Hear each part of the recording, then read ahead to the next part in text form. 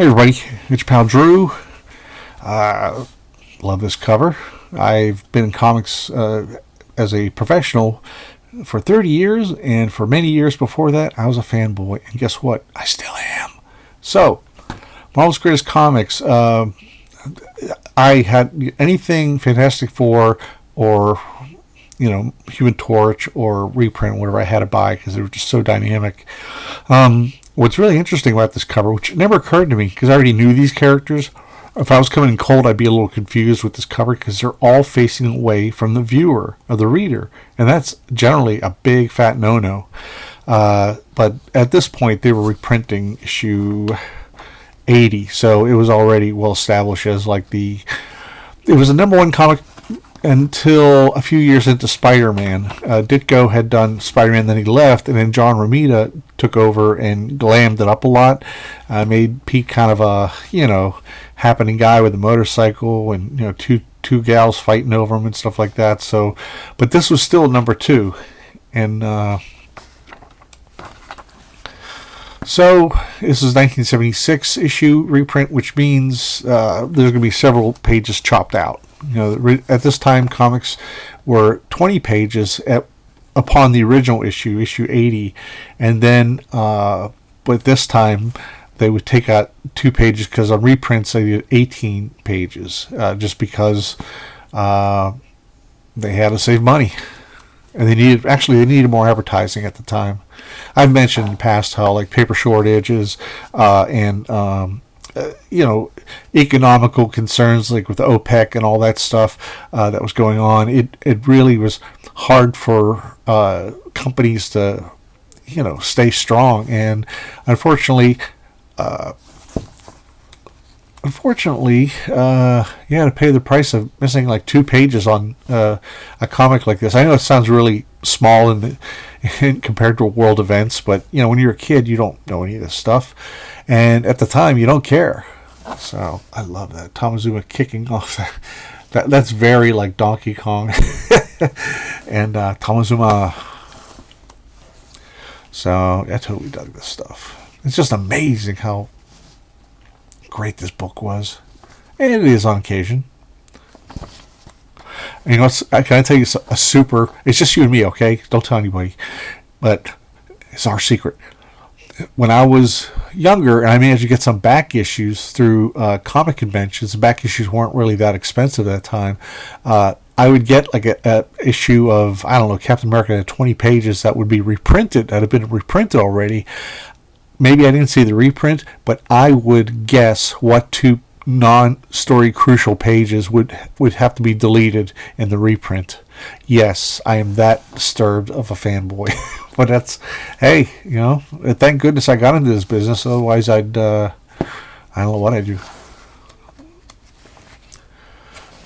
If you have ideas of what I would have done if I never got into comics, please comment below. Nothing will get deleted unless you say naughty words. I love that. I love that phone. Kirby was always doing that kind of technology. He was ahead of the curve. Also in the, as far back as World War II, they had those kind of, I don't want to say walkie-talkies, that sounds kind of crude, but for civilian use, you only had the walkie-talkie that didn't get you very far. It was more like a fun thing to buy for you and your friends to hide behind trees and talk to each other, communicate. Got to take out Tamazuma. They're all going around. White Wingfoot's tribe throws everything at it. Why I do exactly as I say. There's no time to explain. Do you have a portable bazooka within reach? Yes, right there in the back of the buggy. Get it then. But we've already tried it. The shells just bounce off them. You're not firing a shell. This time you're firing me. I've got to make my body smaller, more compact than ever before. This is so trippy. That's the reason for speed. Can't stand the strain of such compression for more than a few seconds. Quickly lift me up. Gently, gently. Now launch me right to the opening of the totem's eyes. Take most careful aim, for if you should miss. White Wingfoot will not miss. And it's not a 7-2 split. It's right in there. Got him.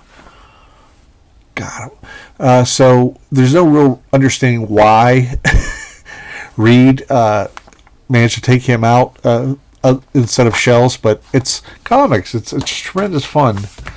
And okay, speaking of reprints, this was a ongoing series that I enjoyed, The Invaders. And I did like Frank Robbins' art, although at the time I said I hated it. Looking back, his storytelling was just incredible, especially with backgrounds like cobble streets of London and stuff like that, cobblestone. And well, I put a notepad over a bad symbol because we live in a very stupid world of algorithms, and I just don't want to be shut down or whatever. Who knows? It's all random. So I was excited for this.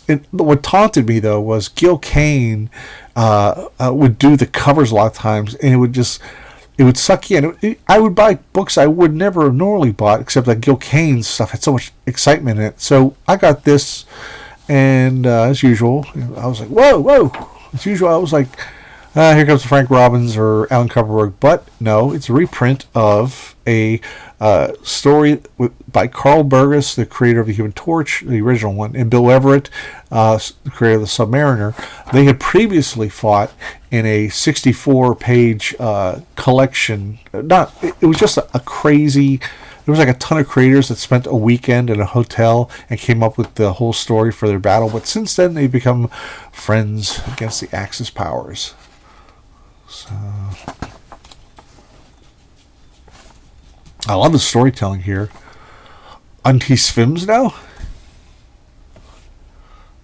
Really fun stuff going on.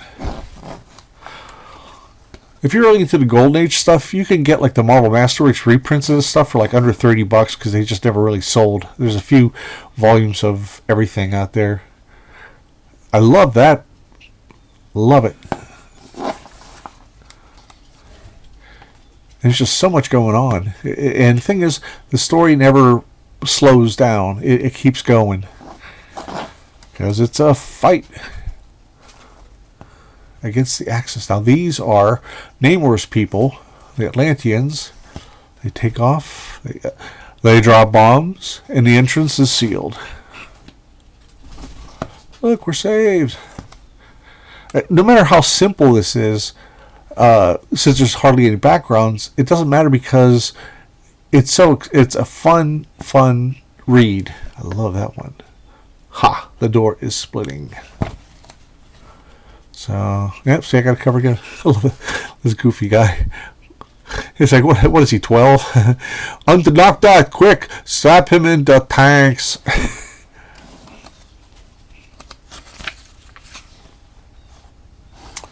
So this is very much like every Bronze Age comic. In the mid-70s, there was a fill-in issue that was a reprint, which cost them basically nothing. This was well before royalties. So Marvel Comics presents. It's a Paul Gulacy cover and a new creation called Cold Blood, because you put blood in everything. They need to do blood. So, but it's nice stuff. It's inked by Joe Rubinstein. Oh, no. Havok starts off with Rich Buckler, Joe Rubinstein. Although Havok's one of those guys is like way too powerful to be in any team. I should have included him on my list. And then here is the 25 issue saga that Don McGregor, Gene Colan, and Tom Palmer did of the Black Panther, dealing with apartheid. It's really good stuff, and it was recently reprinted in Marvel Masterworks form, and it's great. Now here's Cold Blood. I don't know if they ever collected this or not, but you can see he's really... I wonder if he's using the same model as he did for Black Widow. That's a very similar, because he did an issue of Bizarre Adventures that had a small, short story. Why am everything so dark all of a sudden? Hang on. Hang in there, everybody. There we are. I don't know what happened, but thank you for your patience. There he is.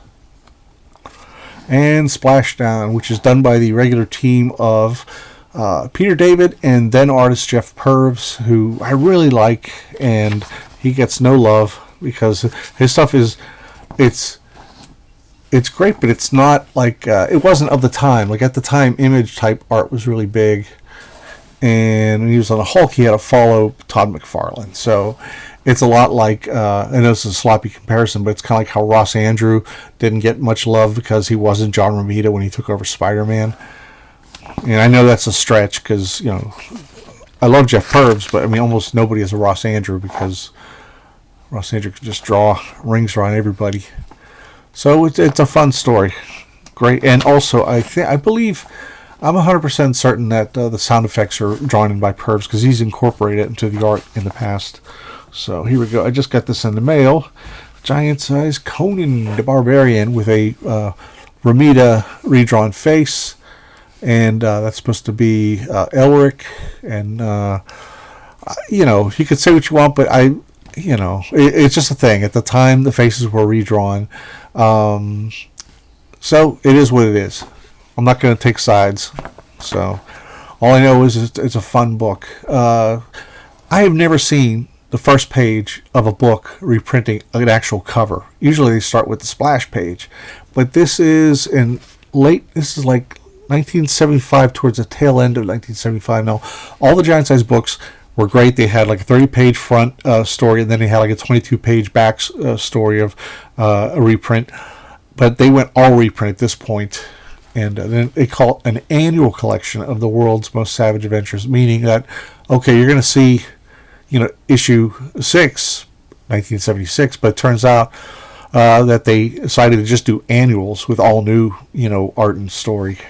So this reprints a lot of Barry Windsor Smith when he was Barry Smith. This is from Conan 14. And I don't still have it, but I had a pocket book that was real small that reprinted a lot of the early Conan.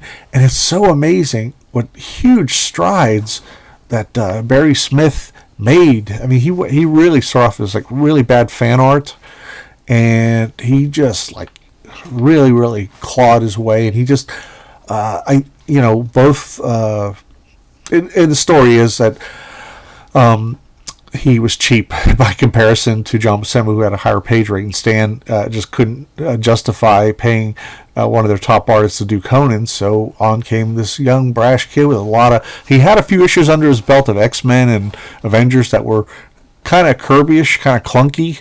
Also Daredevil, Nick Fury, but he just got better and better. And like that is a magnificent design there. Prince Gaynor the Damned. Man, that's cool shit. So there's Elric. And usually they have the covers in the back for this. So this is sort of where Kirby got that, because he hadn't been familiar with Robert E. Howard stuff, to the best of my knowledge. John Buscema and Barry Smith inking himself. That is really cool. It's like a rib cage or something. Really, really great read. I'll look forward to reading this, even though you get this kind of stuff where you get the bad printing schmutz here and there. I love that. It almost looks like the Golden Age Human Torch. I know it's not meant to be, but there's Gil Kane. A little intro by the guys.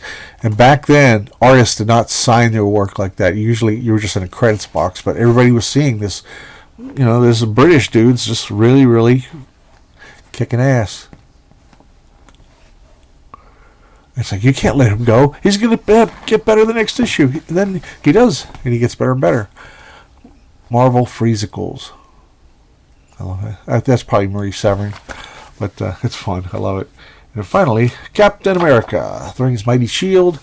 Look how nice and bold these inks are on here. This is well into, actually it's half a year into the run, 3-year run of Captain America that James DeMatteis, writer, did with Mike Zeck, penciler, and John Beatty, inker. And it was so great because when Roger Stern and John Byrne did their legendary run that's been reprinted a billion times, even though it was only 7 issues maybe, they left because they were starting a Red Skull story. Jim Shooter he made this edict like, well, we're only going to do single issues from now on every month. And so they didn't want to they weren't going to reduce their story down to one issue, and so they didn't want to have to come up with something else, and they thought the Red Skull story would be just dunked, and it turns out they just left. And so there was this big sucking sound afterwards with some really awkward issues that were just awful fill-ins. And it's funny because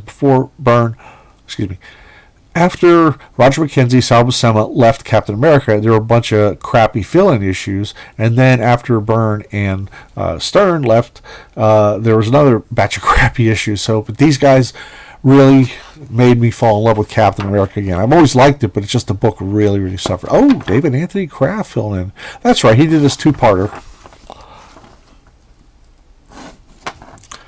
So I see Peter Parker wanted to take a picture of civilian Steve Rogers kicking ass, and he's like, I want that film. I don't want to publicize. I don't like publicity. It might prejudice potential clients. They didn't know each other's identities at the time. So, but he is curious. My spider sense is tingling. And boy, that's sweet. I don't know what it is. The eyes are probably the same. Maybe they're a little thicker around the black area, but it's really bold. I really like it. I love this. Cap goes through the wall, which is like a shield front in this alleyway. Shows up. The robots are there. That is one of my favorite panels of Captain America. Tell your master this. The day shall never dawn when Captain America cravenly bows to brute force. I just love that. He whips out his shield that he had kept in his portfolio at the time. I know it makes no sense, but that's okay. It's comics. It's fun. Oh, my goodness. Man.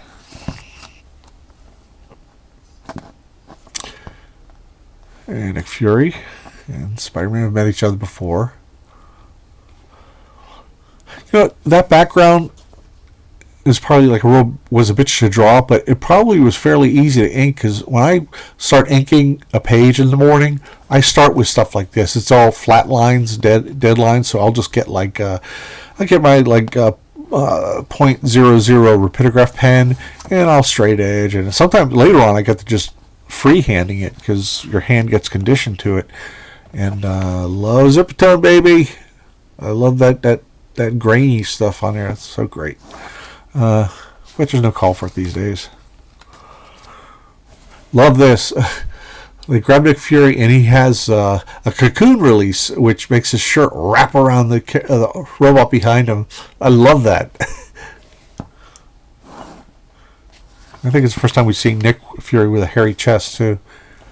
So they're fighting and fighting and fighting. Okay.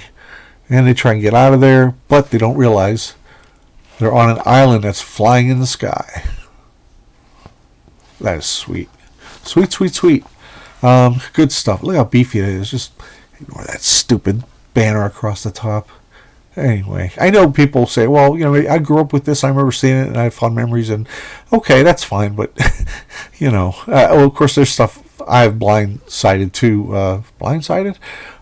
Stuff I've ignored from the Bronze Age when I was a kid because it was garish and such. So, that's it. That's all I know, everybody. Have a great day.